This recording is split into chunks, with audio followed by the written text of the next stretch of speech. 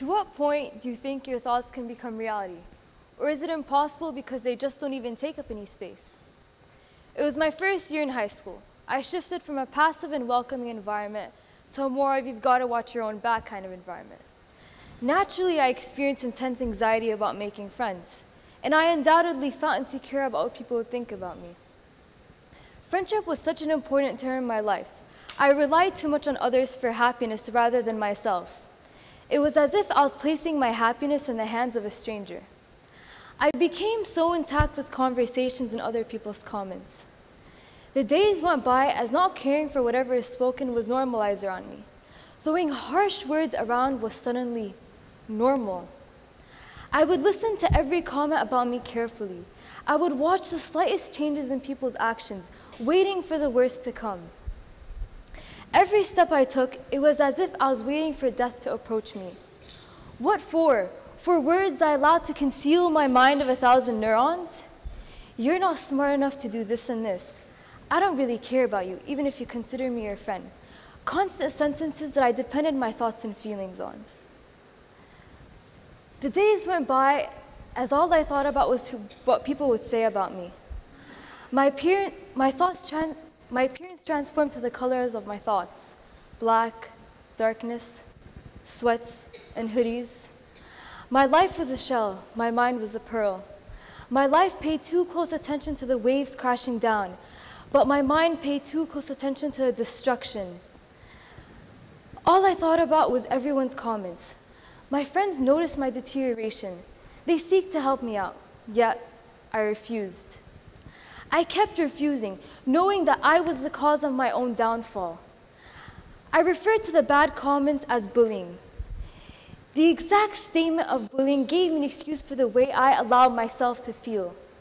Knowing bullying is never an excuse for the way you allow yourself to feel. Thoughts were just space, air.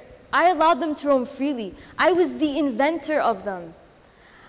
I was physically weak to the point where I'd puke every night, causing the non-existent pain I was causing to myself, forcing something out of me that only belonged to me. I felt trapped in my mind. Sadness overwhelmed my body. Not only did I feel sad, but I constantly felt sick. One day, I laid on the floor. I thought about the universe. I thought how everyone cared about me. They were so frustrated. They seek to help me out, yet I kept refusing. I thought about a poet named Rumi. One of my friends would always talk about him, and he would always say he helped him through times in his life. So I thought, why not? Maybe I should check him out. So I got up and I went to my computer. I searched up Rumi. I came across a beautiful quote.